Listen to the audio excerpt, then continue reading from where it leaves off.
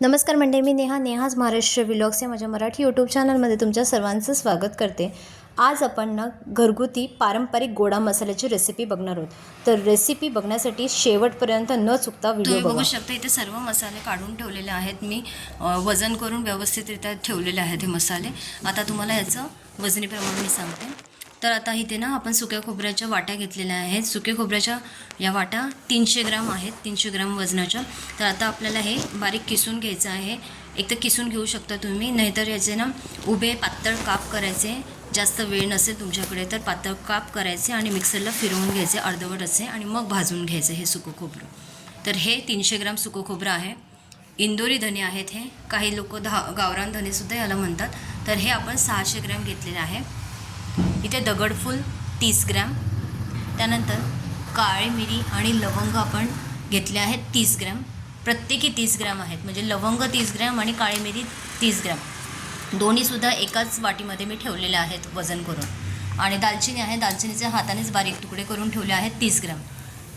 त्रिफळा आहे 30 ग्राम, त्यानंतर जावित्री 30 ग्राम घेतलेली आहे। ही मसाला वेलची आहे आपली, जी बाजारात अवेलेबल होते ती, अशा मोठ्या प्रकारची वेलची असते ही पण 30 ग्राम आपण इथे घेतलेली आहे। नाकेश्वर आहे 30 ग्राम, याला स्टारफूल नाहीतर काही जण बादलफूलसुद्धा म्हणतात, किंवा चक्रफूलसुद्धा असं म्हटलं जातं याला। तर हे सुद्धा 30 ग्राम घेतलेले आहेत। त्यानंतर आपण जिरे आणि शहाजिरे प्रत्येकी 30-30 ग्राम घेतलेले आहेत। जर तुम्हाला कमी घ्यायचे असतील 25-25 ग्रामसुद्धा तुम्ही इथे घेऊ शकता। मी जिरं, शहाजिरं आणि साधं जिरं जे आपण मसाल्यात वापरतो ना, ते एकत्रित ठेवलेलं आहे इथे। त्यानंतर हे गावरान तीळ मी इथे घेतलेले आहेत, 70 ग्राम गावरान तीळ घ्यायचे। खसखस 20 ग्राम घेतलेली आहे, आणि त्यानंतर आपली ही तमालपत्र 25 ग्राम घेतलेलं आहे। तर अशा प्रकारे आपले हे सर्व मसाले इथे काढून ठेवलेले आहे।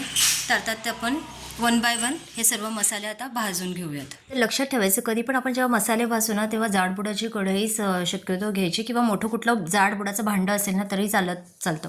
तर आता सर्वप्रथम आपण कोरडे मसाले भाजून घ्यायचे आहेत। तर धने सर्वात पहिले मी भाजून घेते। धने 2 बॅचेसमध्ये मी भाजत आहे, कारण तेवढी मोठी कढई माझ्याकडे नव्हती, म्हणून धने 2 बॅचेसमध्ये व्यवस्थित आपल्याला भाजून घ्यायचे आहेत।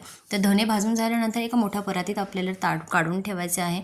त्यानंतर गावरान तीळ जे घेतले आहेत तीळ भाजून घ्यायचे आहे। तीळ भाजताच मी खसखस याच्यामध्येच ॲड करत आहे, आणि खसखससुद्धा भाजून घेत आहे, कारण ते आकारमानाने दोन्हीसुद्धा लहान आहेत। तर आता हे सुद्धा आपल्याला परातीत काढून घ्यायचं आहे। सोबतच आता 6 जिरे आणि आपल्या स्वयंपाकातल्या जे रेग्युलर वापरातलं जिरे असतात ते पण आपण चांगले खरपूस भाजून घेणार आहोत 2 मिनिटपर्यंत। तर आता 2 मिनटं झालेली आहेत। हे आपण आता हे सुद्धा परातीत ॲड करून घ्यायचे आहेत।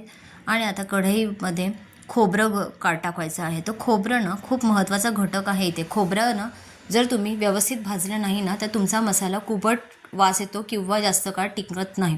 त्यासाठी मसाला जास्त टिकण्यासाठी खोबरं चांगलं खरपूस होईपर्यंत भाजण्याची खूप आवश्यकता असते इथे, आणि मंद गॅसवर शक्यतो भाजा। जर मोठा गॅस केला तर खोबरं खालनं जळायची शक्यता असते। तर आता कोरडे मसाले आपले सगळे परतून झालेले आहेत। आता खडे मसाले आपण तेलात परतायचे आहेत। तर इथे सर्वप्रथम दगडफूल घेतलेलं आहे, थोडंसं तेल टाकायचं आपल्याला वरनं, आणि चांगलं तेलावर हे मसाले परतून घ्यायचे। हे जे तेलावर आपण जे परतून घेत आहोत ना, ते मसाले आपण एका वेगळ्या ताटामध्ये ॲड करून घ्यायचे आहे। तर इथे तमालपत्र आता आपण कढईमध्ये घेणार आहोत। तर तमालपत्रसुद्धा चांगलं तेलावर भाजून घ्यायचं आहे। तमालपत्राचे मी कात्रीने छोटे छोटे तुकडे केले आहेत आणि मग भाजले आहे। तर दालचिनीसुद्धा अशाच प्रकारे आपल्याला भाजायची आहेत, आणि एका वेगळ्या भांड्यामध्ये मी काढून ठेवले आहे। तुम्ही ताटात काढून ठेवले सेपरेटली तरीही चालू शकतात। तर आता सोबतच आता आपण जावित्रीसुद्धा अशीच मंदसर 2 मिनिटापर्यंत परतून घेऊयात तेलावर।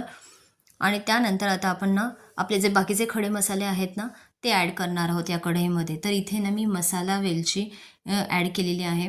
स्टारफूल किंवा बादलफूल जे म्हणतात ना तुम्ही, ते ॲड करायचं। मिरी, लवंग, नाकेश्वर आणि त्रिफळा हे सगळे घटक जे आहेत ना, हे आकारमानाने लहान असल्यामुळे आता हे एकत्रितरित्या मी भाजून घेत आहे। जर तुम्हाला सेपरेटली भाजायचं असेल तर तुम्ही सेपरेटलीसुद्धा भाजू शकता। जर तुमच्याकडे जास्त क्वांटिटीमध्ये असेल तर तुम्ही सेपरेटली भाजले तरीही चालतील। तर आता अशा प्रकारे हे मसालेसुद्धा मी तेलावर चांगले परतून घ्यायचे आहेत. मस्तपैकी याचा ना फ्लेवर खूप छान येतो जेव्हा तुम्ही मसाले ना सगळे परतत असाल.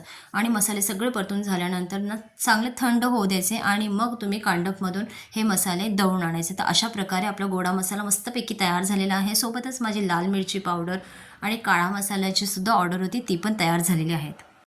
तर तुम्हाला सुद्धा हे मसाले ऑर्डर करून पाहिजे असेल तर मी स्क्रीनवर माझा नंबर शेअर करते, त्या नंबरवर मला संपर्क करा. हा व्हिडिओ पूर्णपणे बघितल्याबद्दल तुमचे धन्यवाद. आणि नवीन चॅनलवर असाल तर सबस्क्राईब करायला विसरू नका चॅनलला. थँक्यू. Bye bye. भेटूयात पुढच्या भागात.